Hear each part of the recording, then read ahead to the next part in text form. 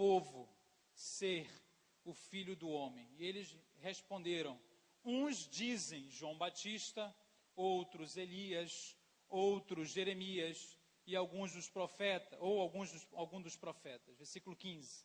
Aí a pergunta muda: mas vós, continuou ele, quem dizeis que eu sou? Versículo 16. Respondendo Simão Pedro, disse: tu és o Cristo, o Filho do Deus vivo. Então Jesus lhe afirmou: bem-aventurado és, Simão Barjonas, porque não foi carne e sangue que te revelaram, mas o meu Pai que está nos céus. Também eu te digo que tu és Pedro, e sobre esta pedra edificarei a minha igreja, e as portas do inferno não prevalecerão contra ela. Glória a Deus. Então essa é uma fala fundamental da Bíblia inteira, que é um ápice, é o ápice do ensino de Cristo sobre a sua identidade aos seus discípulos. Aqui você leu uma revelação dada diretamente de Deus. Então, não são palavras humanas apenas, toda a Bíblia é uma revelação, mas eu digo que esse momento, em especial, o apóstolo Pedro profere essa expressão: tu és o Messias, o Filho do Deus vivo, realmente é um momento de profunda lucidez espiritual, profunda clareza sobre quem era Cristo, momento assim extraordinário. Então, esse momento marca o Evangelho, marca todas as Escrituras, e é exatamente analisando como Jesus interpreta a sua identidade, como ele ensina sobre quem ele é, a gente vai aprender quem nós somos como filhos de Deus. Nós somos, ele é o primogênito de muitos irmãos, assim está escrito nas cartas de Paulo, né? O primogênito de muitos irmãos. Então a identidade de Jesus é compartilhada com cada um de nós, com a sua própria igreja. Mas vamos entender esse processo até chegar na conclusão da identidade de Cristo. Diz aqui as Escrituras, o primeiro ponto que eu queria destacar, é que Jesus vai até uma região chamada Cesareia de Filipe. Cesareia de Filipe é um lugar especial. O apóstolo Monteiro deve ter tido lá várias vezes, né? Lá existe é o nascente do Rio Jordão, lá no norte de Israel, perto do Monte Hermon, na verdade no sopé do Monte Hermon, e havia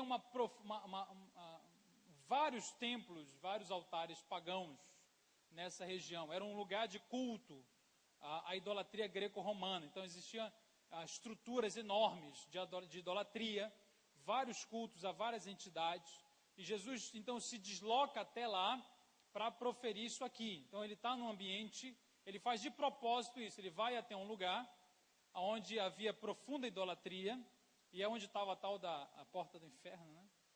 Porta do inferno tinha um lugar chamado Porta do Inferno, olha que legal, né? Tinha um lugar chamado Porta do Inferno, perto dessa nascente, em que eles vão até lá para falar sobre isso aqui. E Cesareia era uma grande exaltação aos homens, né? Uma grande exaltação aos homens. Cesareia vem de César, né? Até o nome do lugar era homenagem a quem? Ao imperador. E Filipe era o governador da região. Então era Cesareia de Filipe, exatamente um lugar que foi mudado de nome no primeiro século para exaltar a figura do imperador e a figura do governador. Era um lugar de profunda exaltação ao ego, profunda exaltação ao humanismo, profunda exaltação às pessoas. Então, era um lugar de bajulação, digamos assim, tanto do homem quanto das forças naturais, de uma idolatria profunda, uma religiosidade, né, que adorava as forças da natureza, os deuses do panteão greco-romano. E ele chega nesse ambiente, um ambiente profundamente marcado por essa ideia de que o homem é apenas um ser que está ali no meio, sendo levado pelo destino, pelos deuses, né? Os deuses definindo tudo.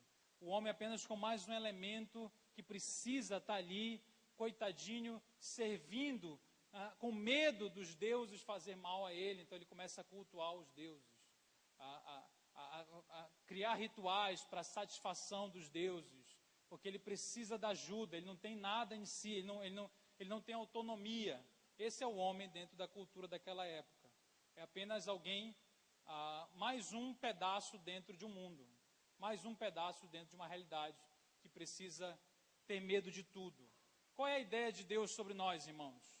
E aí vai começar a nossa identidade. O que Deus diz sobre nós? Nós somos imagem e semelhança do próprio Deus. Você não é um pedaço apenas desse mundo, guiado, levado pelo azar, pela sorte. Você é produto de uma ação de Deus diretamente a você. Deus tocou no barro para fazer Adão. O Criador tocando no barro já é um escândalo. E Deus soprou em nós o seu próprio Espírito. Então nós somos a imagem e semelhança de Deus e temos o Espírito Santo dentro de nós, irmão. Temos tudo o que nós precisamos para construir os propósitos de Deus aqui na terra. Nós não somos reféns de nada. Às vezes você vive a vida com muito medo de tudo que te cerca, né? Com muito medo porque você não entendeu ainda qual é a sua identidade, qual é a sua origem. Quando eu não sei a minha identidade, eu não sei quem eu sou, eu vivo com um temor. O temor direcionado ao lugar errado.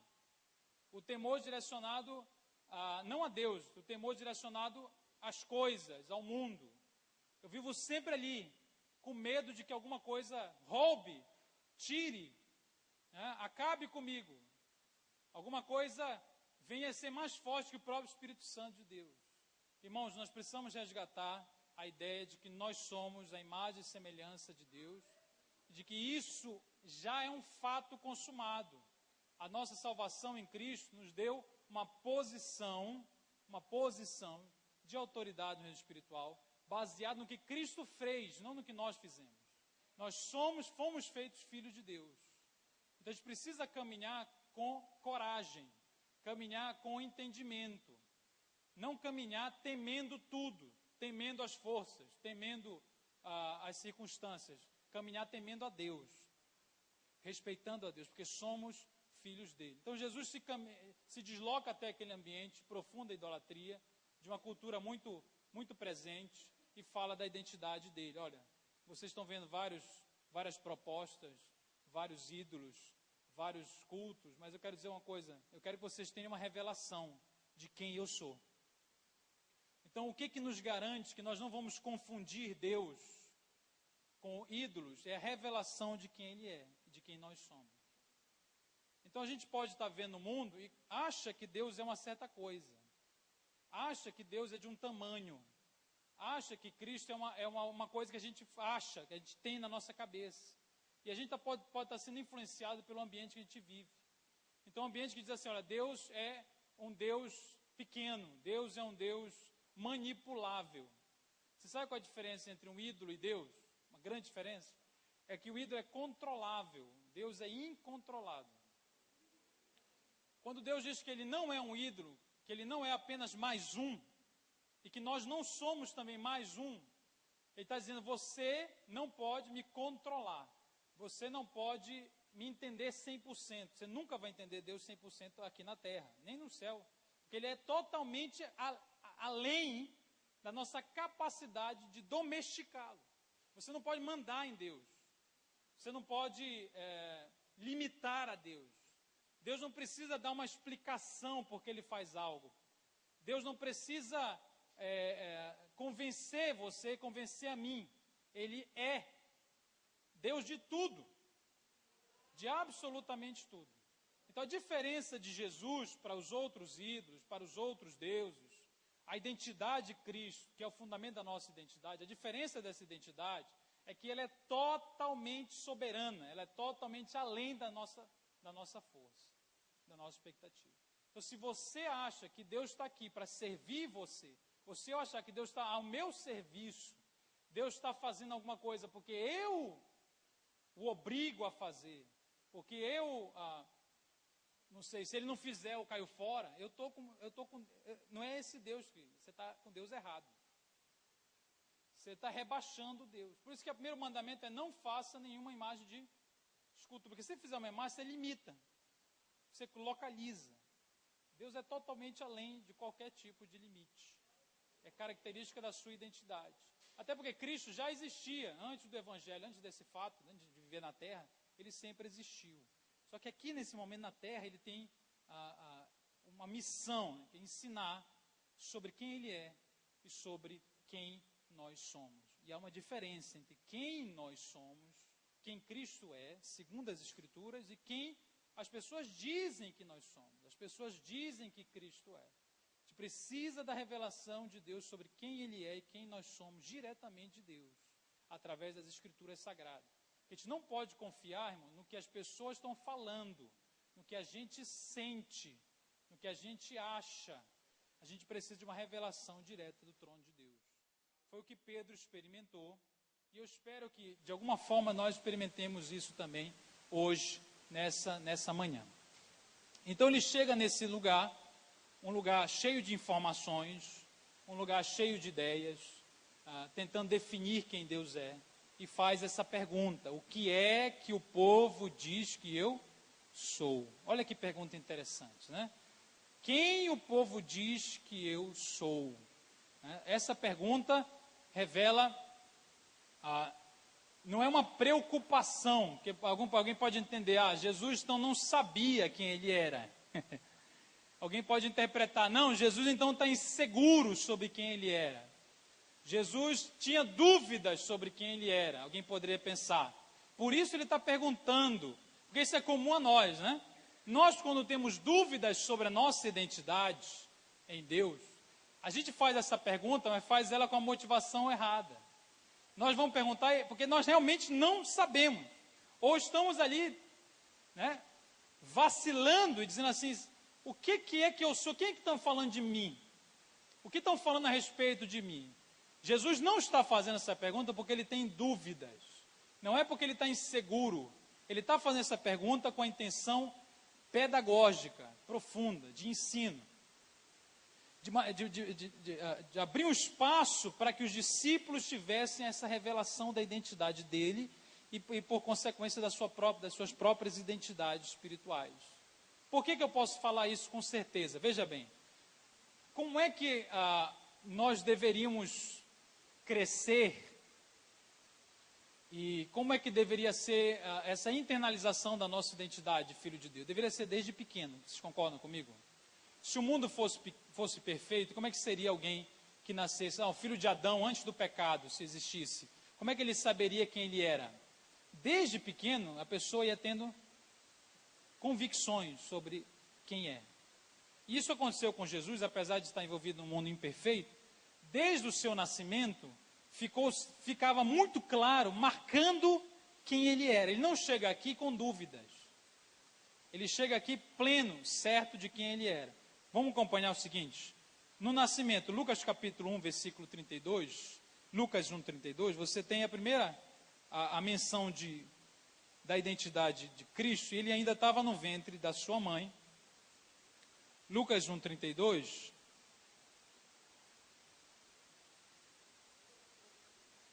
Este será grande e será chamado Filho do Altíssimo.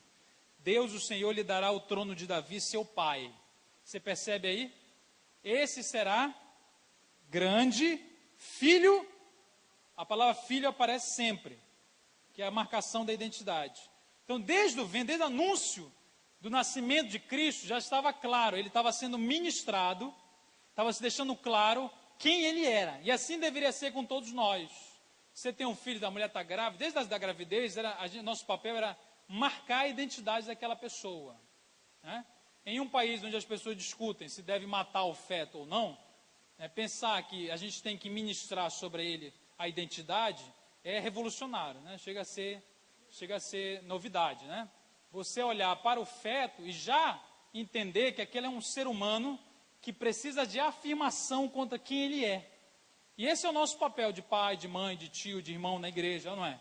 É abençoar as pessoas. Então Jesus tinha essa marca desde o seu nascimento. Aí você continua lendo, ele vai encontrar um cara chamado Simeão, um ancião, versículo capítulo 2 de Lucas 49. Em 2,49, o bebezinho aí está sendo apresentado no templo, e ele então recebe a fala do ancião Simeão, dizendo o quê? Ele respondeu porque, aliás, esse não é do ancião, é 2,34, perdão, 2,34. Simeão os abençoou e disse a Maria, mãe do menino, eis que este menino está destinado tanto para a ruína, como para o levantamento de muitos em Israel, e para ser alvo de contradição. Também uma espada traspassará a sua própria alma, para que se manifeste os pensamentos de muitos corações. Então o menino é abençoado, e ele já começa a falar sobre o futuro do menino, que apesar de ser filho de Deus, ele ia ser alvo de contradições. Eu vou segurar isso aqui, daqui a pouco a gente vai falar sobre essas contradições. Porque mesmo você sabendo quem você é, quando a gente tem certeza de quem nós somos, nós não viveremos uma vida sem contradições. Então, estar seguro de quem nós somos não nos blinda, pelo contrário, cria diversos inimigos. Quanto mais seguro você é de quem você, sobre a sua identidade, você vai ter hostilidade, que não vai ser fácil permanecer na sua identidade. Mas daqui a pouco a gente fala sobre isso. Além do Simeão e de Ana também, que aparecem no mesmo capítulo, você tem lá na adolescência, Lucas 2,49, o que acontece? Eles esquecem Jesus, coisa que ninguém nunca aqui fez, graças a Deus, né? Você nunca esqueceu o filho no shopping, né? Para a glória de Deus. Quem já esqueceu o filho no shopping? Não levante a mão. Pastor, é difícil, né? Tem muito menino, esquece um, né? Tem família grande, né? Uns 10. Fazendo a senha, pela contagem da senha, né? Jesus foi a Jerusalém aos 12 anos. E Maria, então, depois de 3 dias de viagem, lembra que ficou alguma coisa lá atrás, né? Depois você ora sobre isso, pergunta a revelação de Deus sobre isso. Não é o nosso tema, tá? 49, a resposta do menino Jesus é impressionante. Então, com 12 anos, ele responde, por que me procuráveis? Não sabias que me cumpria estar na casa do meu? Veja bem, então com 12 anos, ele sabia quem era o pai. Tá? Ele sabia quem era o pai. Na barriga da sua mãe, na sua primeira infância, depois na sua adolescência, está clara a identidade de quem ele é. Eu sou filho de Deus. Eu sou, sim, humano, sou filho de Maria, no caso, diretamente. Mas eu não sou só esse corpo. Eu não sou apenas um conjunto de células. Eu sou mais do que a biologia. Eu sou um ser espiritual. Eu tenho um pai. E a minha identidade, antes de estar vinculada a este corpo, a essa realidade física, está vinculada a esse Deus, que é o meu pai. Eu vim de lá. Eu vim de lá. Eu vim do céu, né? Então a identidade dele está firme aqui aos 12 anos. E na maturidade do ministério, aliás, no início do ministério, lá perto dos seus 30 anos, capítulo de Lucas, capítulo 3, versículo 22, é um texto clássico, muito conhecido, Lucas 3, 22, e o Espírito Santo desce sobre ele, na época do batismo, né?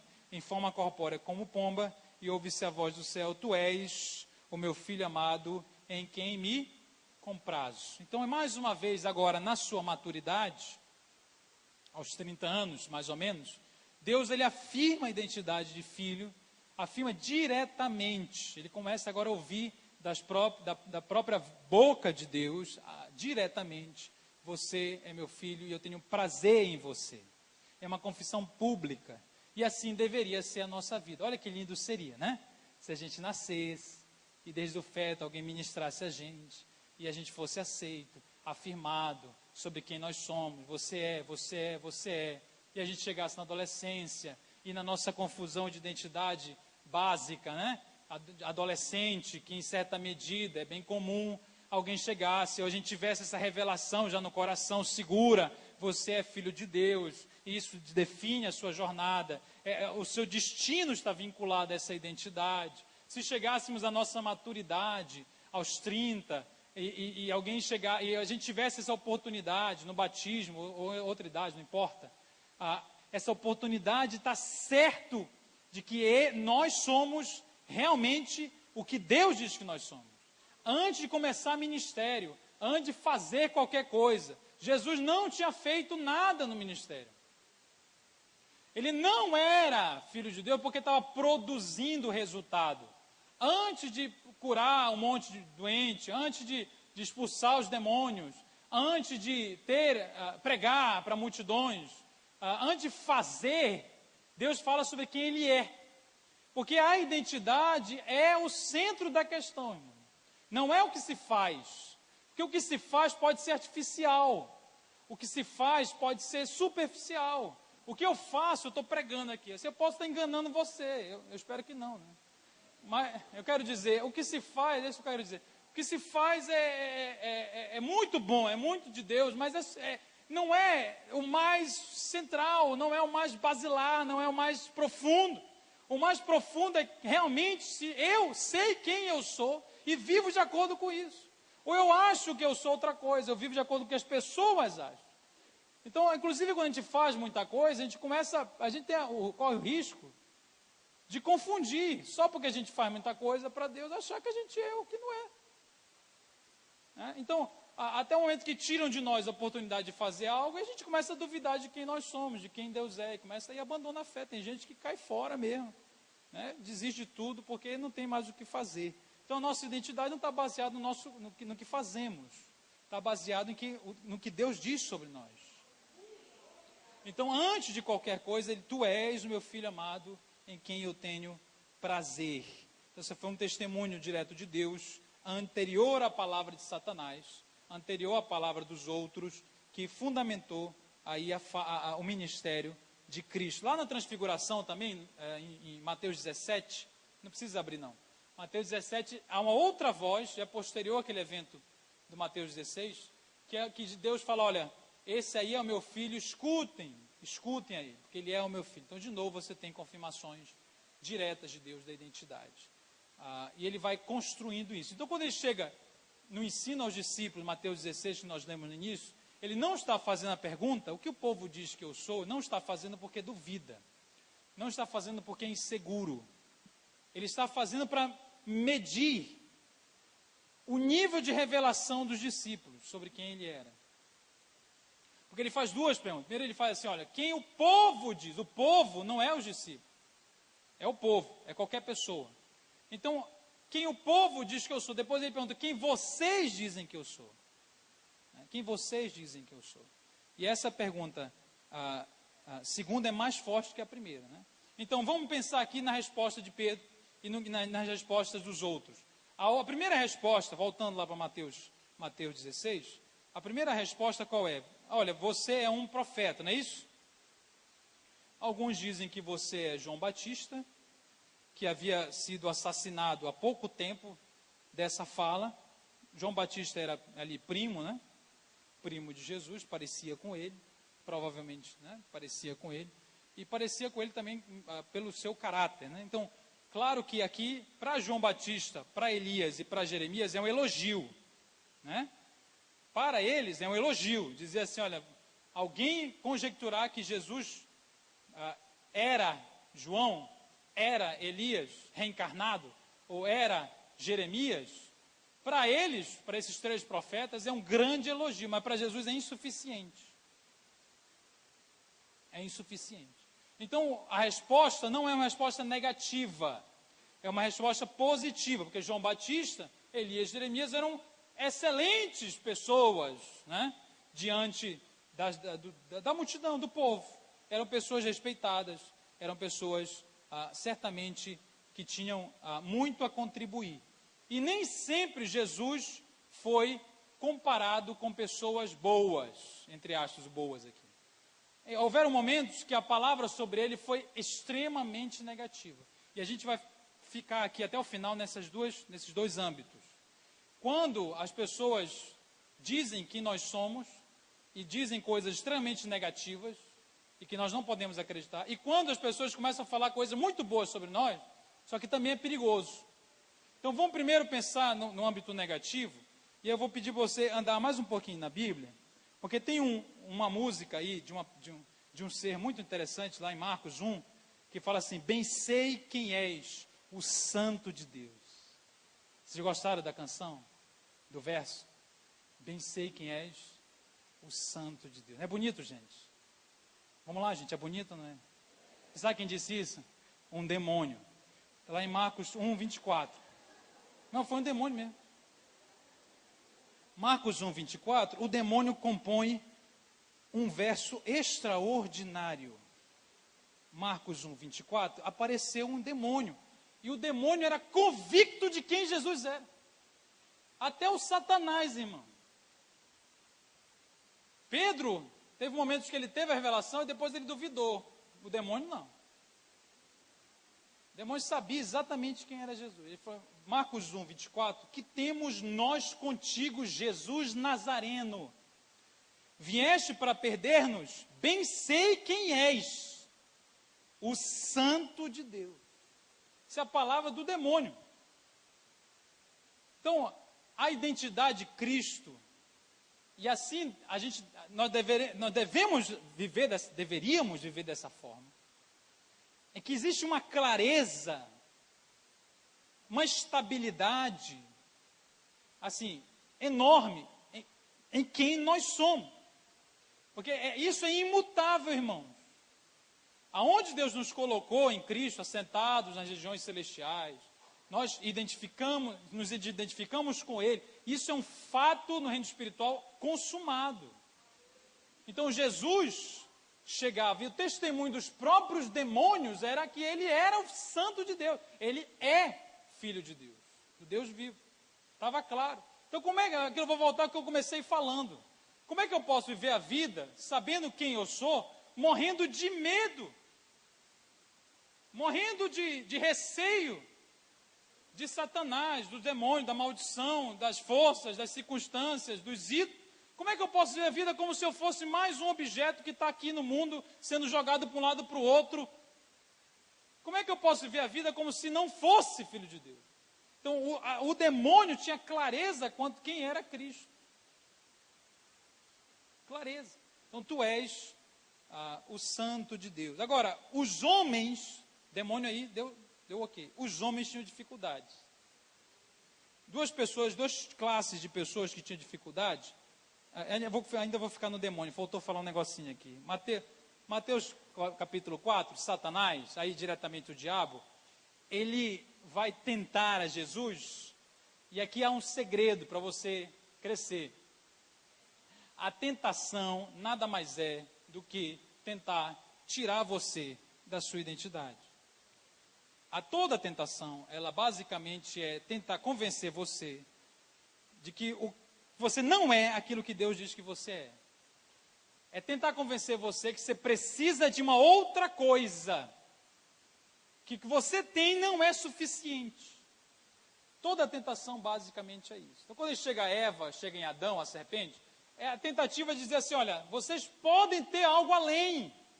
O que vocês têm em Deus não é suficiente. Não é bem assim.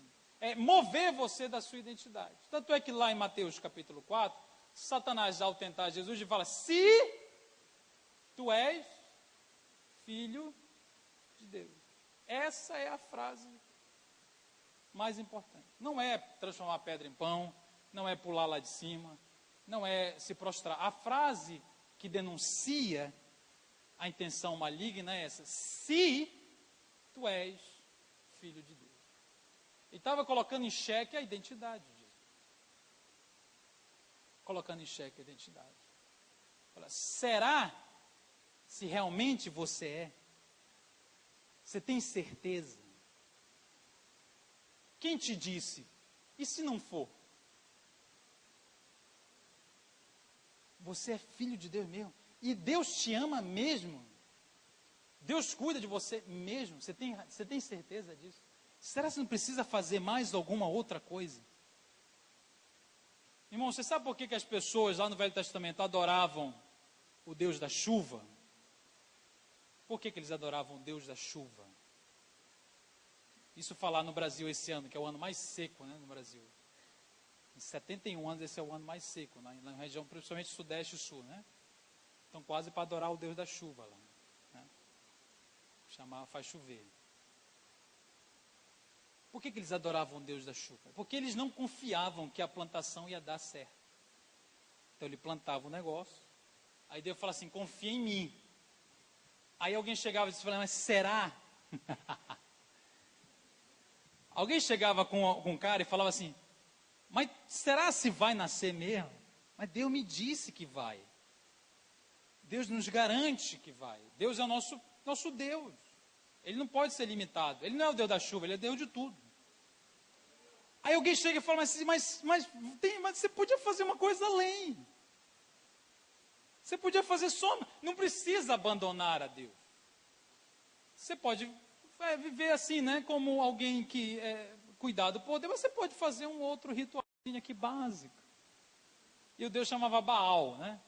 Baal era o Senhor, era o Deus, entre outras coisas, Deus da fertilidade e Deus da chuva. Fertilidade porque tinha que nascer, né? Vida, né? Então, eles começaram a adorar Baal, porque ele falou assim, será se é suficiente? É o medo. É o medo. É o medo. Será se Deus é suficiente? Será que se Ele diz para mim é realmente tudo? Ou eu preciso acreditar em uma outra coisa, em uma outra voz sobre nós? Deus quer nos ensinar, irmãos, que Ele é tudo. E Ele se faz tudo em nós. Nós somos filhos de Deus, herdeiros com Cristo. Satanás vai chegar e dizer, será? E você tem que rebater com a própria palavra. Então, a palavra que sai da boca de Deus sobre você é a sua arma contra a dúvida que Satanás quer colocar. Né? Será se você é filho de Deus? Será se você realmente vai ficar bem? Será se vai dar tudo? Será? Então, a gente precisa rebater com a palavra de Deus. Então, esse foi um momento de tentação em que Satanás coloca em xeque e Jesus podia ter caído nessa e ele não caiu. Mas teve uma outra que está em João capítulo 7. João capítulo 7, é que há um outro testemunho muito forte que tenta estremecer a identidade de Cristo. João capítulo 7, eu vou ler um versículo pequeno, é João 7, 5, que fala, pois nem mesmo os seus irmãos criam nele. Vocês leram aí? João 7, 5. Nem mesmo os seus irmãos acreditavam nele. Então, se você ouve uma fala de um desconhecido sobre a sua identidade, ele criticando, duvidando, se um demônio chega a você, demônio bem demoniado assim, né? E diz, você não é filho de Deus, você tem uma reação, porque aquilo é o seu inimigo. Se você anda na rua, passa um estranho e fala tu é feio, fala também tu é feio. O efeito daquilo é pequeno. Agora, se a tua mãe, o teu pai, o teu irmão de sangue, o irmão, diz, eu não acredito em você. Aí o negócio é diferente, não é? Porque não é o que se fala, é quem fala, não é? É quem fala. Então Jesus, se dependesse dos seus meio-irmãos, porque Jesus tinha meio-irmão, né? Algumas pessoas acham que não tinha, né? Mas ele tinha outras pessoas que nasceram de Maria, de José, né? No caso, ele nasceu de Maria só. Então, essas pessoas tinham eles saem como se eles assistissem de camarote, né? O plano de Deus acontecer, era o próprio Cristo. Só que era difícil para eles. A galera de Nazaré, onde ele nasceu, onde ele cresceu, nasceu em Belém, mas viveu em Nazaré, cresceu em Nazaré, a galera de lá era difícil eles entenderem que aquela pessoa que eles viram crescer era o Filho de Deus. Então, muitas falas no Evangelho é assim, mas a gente sabe quem é esse cara. Ele nasceu aqui do lado, não é Maria que é a mãe dele, não é José, não é de Nazaré, e pode ver uma coisa boa de lá. Então, tinha uma dificuldade de acreditar, uma incredulidade devido a essa proximidade. Então, Jesus era tão normal, entre aspas, normal no sentido da humanidade, ele era tão parecido com você e comigo, parecido com outra pessoa, nesse aspecto da sua humanidade, que as pessoas não conseguiam chegar além, e duvidavam, e falavam, aqui em João 7, é uma das festas do tabernáculo, que ele falou assim, o que você está fazendo aqui? Vai lá para a Judéia. Judéia era o sul, né, a parte mais badalada do país. O norte, Galileia, era a parte mais pobre, mais gentílica, inclusive. E ele falou, vai para lá, faz alguma coisa, porque é difícil a gente tentar acreditar que você é alguma coisa. E se dependesse dessa fala, ele ia minguando e acabar. Se dependesse da fala dos seus parentes. Irmãos, pensando na nossa própria identidade, Ao invés de nós recebermos afirmação dentro de casa, a gente às vezes recebe desafirmação. A gente recebe o contrário. E a gente vai ter que estar preparado. Nós precisamos estar muito claro que há uma diferença entre quem nós somos e quem as pessoas dizem que nós somos. Nós somos o que as Escrituras afirmam. Nem sempre, até o pai e a mãe podem confundir-se. Até o irmão pode duvidar. Mas eu preciso me agarrar no que as Escrituras afirmam sobre mim. No que a Bíblia diz sobre mim. No que Deus fala no meu coração e através da palavra de Deus. Então tem muita gente aquém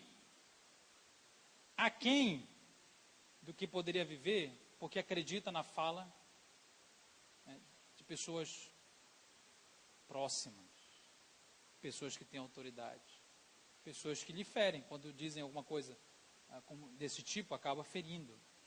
A gente não vai poder viver a vida toda baseado nas nossas feridas, baseado no que as pessoas dizem. É preciso confiar na palavra de Deus. Amém? Então você tem aí a fala dos pais e, por último, lá em Lucas 11, também não precisa abrir, Lucas capítulo 11, há uma outra fala sobre Jesus, agora das autoridades religiosas. É como se os pastores da igreja se reunissem, chamassem você e falassem assim: nós queremos dizer que você está endemoniado. Gentilmente. Então os fariseus, os escribas, os saduceus chegaram a uma conclusão sobre Jesus. Em um determinado momento, chegaram e falaram assim: você faz isso, e eram os milagres que ele operava, não é porque você é filho de Deus, você faz porque você tem Beelzebu no couro. Beelzebu era o senhor das moscas, né? Mosqueiro, né? Não querendo fazer alusão à ilha, né? Era o diabo mesmo, né? Você faz isso porque você tem demônio. Irmão, de novo, irmão, se fosse qualquer mendigo da rua que falasse, é uma coisa. Quando é a autoridade que fala, autoridade religiosa, o peso é muito maior. Sim ou não? Então, quem está falando é aquele cara que define as coisas. Porque os fariseus, eles estudavam os fenômenos, analisavam os fenômenos e definiam as coisas. Falavam assim: a elite religiosa fazia isso. Então surgia um cara lá, sei lá, qualquer lugar, na Galileia, dizendo isso. Eles analisavam, reuniam, e depois de uma junta, de uma discussão, eles definiam: esse cara é um herege, esse cara é um endemoniado. Ou eles diziam: não, isso aí está correto. Porque eles se achavam no direito de julgar tudo. E até certo ponto era uma coisa até necessária, que não podia sair abrindo para todo mundo. Aí chega Deus, o Deus incontrolável, irmão. O Deus que não é controlado por ninguém, aparece encarnado. E desmonta todo aquele esquema religioso. E eles ficam ali dizendo: olha, você é um endemoniado, você é um endemoniado, você é um endemoniado. Jesus não aceita a fala, porque a sua identidade está clara. A sua identidade está clara. Vinha da própria palavra de Deus. Então, a diferença entre quem nós somos e quem as pessoas dizem que nós somos. Agora, pulando para o outro lado, não se convença demais. Qual é o outro lado, irmãos? O outro lado é a pessoa achar assim: então eu sou filho de Deus. E começar a raciocinar de acordo com o raciocínio de Pedro. Vamos lá pensar com o que Pedro disse. Voltando a Mateus 16, o outro lado da moeda, né? O primeiro lado qual é? Quando as pessoas não creem, denigrem, quer puxar você para baixo. Assim: você não é, você não pode, você não tem. Será se você é? Aí você tem que se manter firme. Mas o outro lado da moeda é o raciocínio humano de Pedro, Mateus 16, na continuação. O apóstolo Pedro, então, fazendo um grande serviço a Jesus, ou não, né? Cadê? Deixa eu abrir aqui. Mateus 16, voltando a Mateus 16. Passando essa fala, grande revelação dele, que a gente ainda vai voltar lá. Ele cai no outro lado, né? Por que ele cai nesse lado? Veja bem, Jesus, quando o apóstolo Pedro diz, olha, você é o Messias, o Filho de Deus, a resposta de Jesus é o seguinte, lá no versículo 20, ele fala, não diga isso para ninguém. Não sei se você já duvidou dessa parte, e se perguntou, meu Deus, por que ele fala isso, né? Ao invés de falar assim, espalha, ele diz o quê? Não dissesse ser ele o Cristo para ninguém. Sabe por quê? Porque eles ainda não entendiam o que significava. Então, antes de espalhar, eles precisavam entender o que aquilo significava. Então, ele recebe uma revelação, ele é o Messias, o Filho de Deus. Só que antes de sair espalhando, ele precisa, o que significa isso? O que significa ser o Filho de Deus? No caso específico de Jesus, o que significa ser o Messias? Porque eles têm na cabeça uma ideia sobre o Messias. Entendeu? Eles têm na cabeça uma ideia sobre o que é ser filho de Deus. E pela fala de Pedro, qual é a ideia dele sobre ser um filho de Deus? É a ideia assim, olha, se você é o filho de Deus, então você não vai sofrer. Você não vai padecer. A ideia de Pedro sobre quem é ser filho de Deus é alguém prepotente, acima de tudo, nesse momento aí, acima do sofrimento. Alguém blindado, alguém que ia chegar e ia derrubar todo mundo com chute apenas. Fala, não espalhe que você ainda não entendeu. E ele vai cair no erro, né, no versículo 22. Aliás, vamos ler o versículo 21, ele fala, deste tempo começou Jesus Cristo a mostrar a seus discípulos que era necessário seguir para Jerusalém e sofrer muitas coisas dos anciãos, dos principais sacerdotes, dos escribas, ser morto e ressuscitado no terceiro dia. Para aí, o que Jesus está ensinando? Que a identidade dele aponta para o seu destino. Já que ele é o Messias, o Filho de Deus, qual é o seu destino? É a cruz. É a cruz. Então, ele é necessário, olha essa palavra aí. Se você puder destacar essa palavra, destaque. É necessário. Olha a fala de Jesus. É necessário que eu sofra, que eu passe pela morte e ressuscite ao terceiro dia. É uma necessidade. Então, ele foi feito o Messias, aqui na terra, para servir a humanidade. Para salvar a humanidade. Ele é o Filho de Deus, está se entregando pela humanidade. É necessário que ele sofra, é necessário que ele encontre a cruz, e vença a cruz, e depois atinja a glória.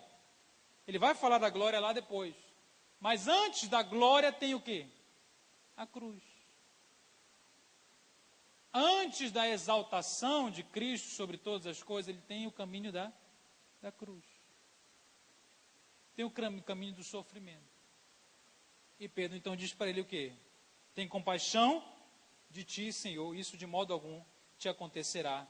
Então Jesus voltou-se para Pedro, arreda-te, Satanás, tu és para mim pedra, aí fazendo trocadilho com a palavra Pedro de novo, né?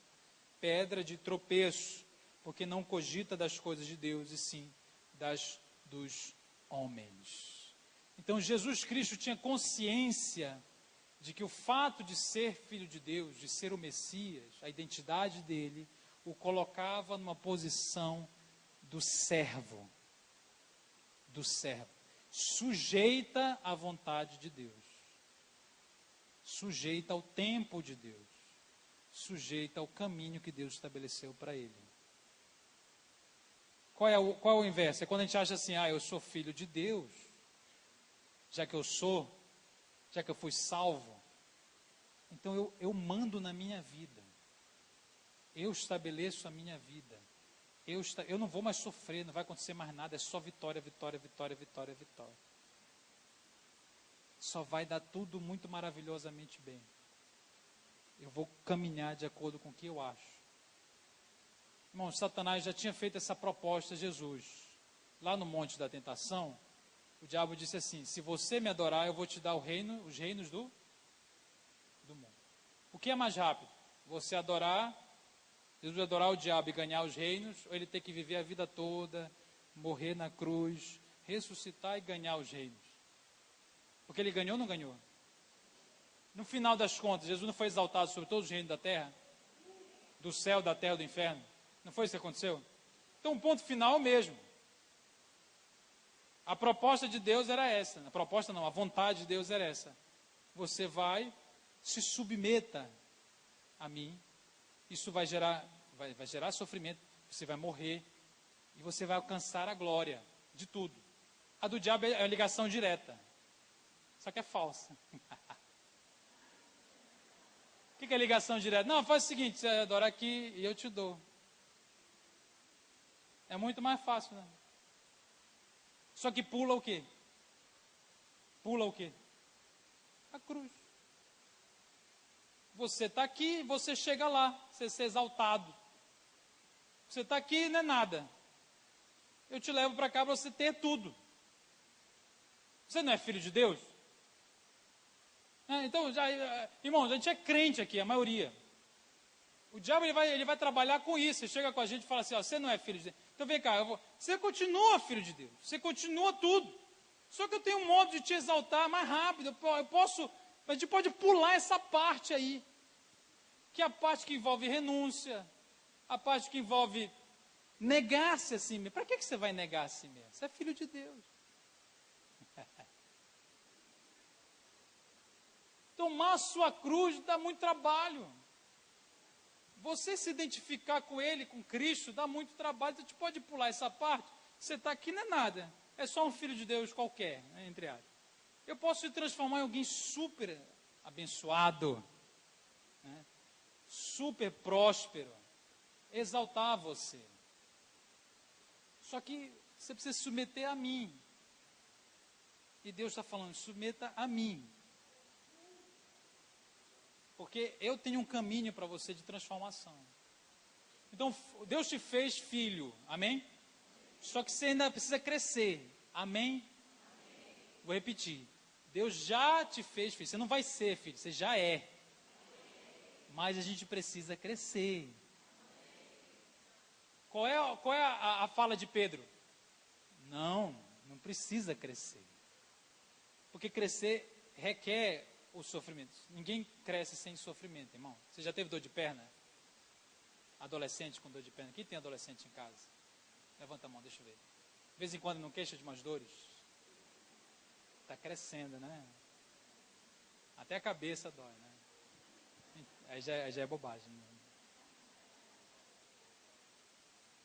Está crescendo. É que a nossa dificuldade é essa, né? Que horas são? Estou olhando meu horário aqui. Já acabou. Não, já acabou mesmo. A nossa dificuldade é essa, irmão. A gente entender que nós temos uma identidade, nos mantemos firmes nela, mas humildemente entender que o negócio não acabou. Humildemente não achar que por sermos quem somos, estamos isentos de sofrimentos, de tribulações, de aflições. E isentos até da cruz. Isentos de uma identificação com Cristo profunda. Então você e eu estamos sendo transformados à imagem de Deus, dia após dia. Transformados, porque somos filhos dele. E o filho cresce. O filho cresce. Então não duvide, não deixe que as palavras negativas puxe você da sua identidade. Faça você duvidar das quem você é. E não permita você criar um lugar, você viver num lugar onde você é prepotente, é orgulhoso, parou. Você não consegue progredir, seguir todo dia, você não consegue crescer, ser infantil. Então você chega na infância da fé e fica lá. na infância. Né?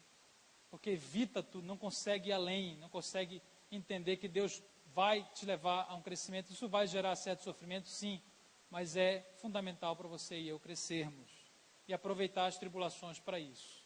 Então, Paulo dizia, olha, eu me glorio nas tribulações, né? Que aí você pode gerar o caráter de Cristo cada vez mais aperfeiçoado em nós. Vamos orar, irmãos?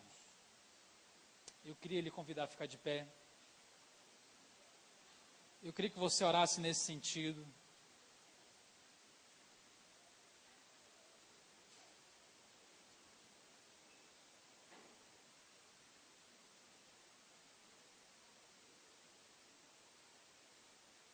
Feche seus olhos. Você tem um momento com Deus agora, pessoal.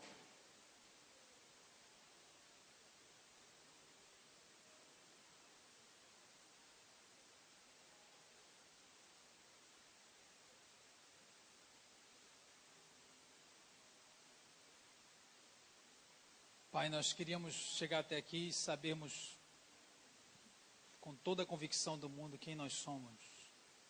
Mas isso nem sempre acontece, Senhor. Porque a gente acredita no que as pessoas falam. A gente acredita no que a gente sente. A gente acredita, Senhor, no que Satanás diz. E às vezes é bom, às vezes é tão ruim. É uma gangorra, Senhor.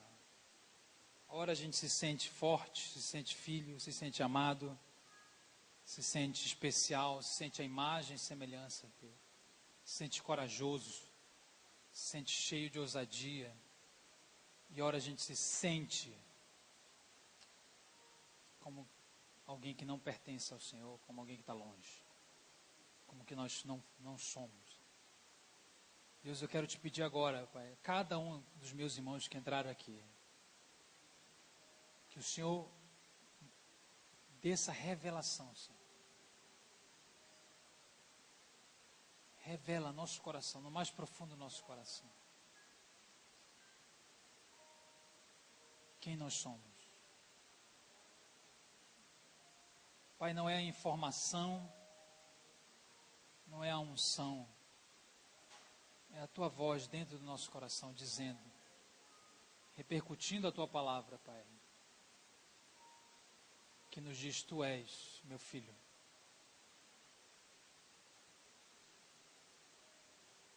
Deus, eu quero te pedir, Senhor, para que ele está sendo fortemente tentado.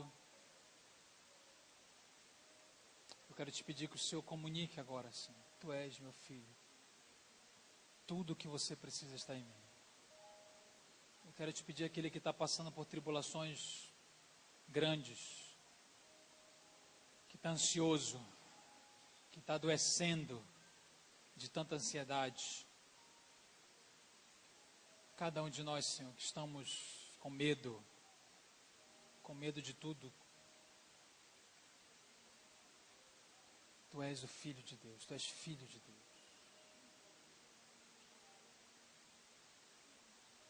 Deus, eu quero te pedir que o Senhor nos dê a humildade suficiente, Pai, para nos sujeitarmos ao Teu caminho.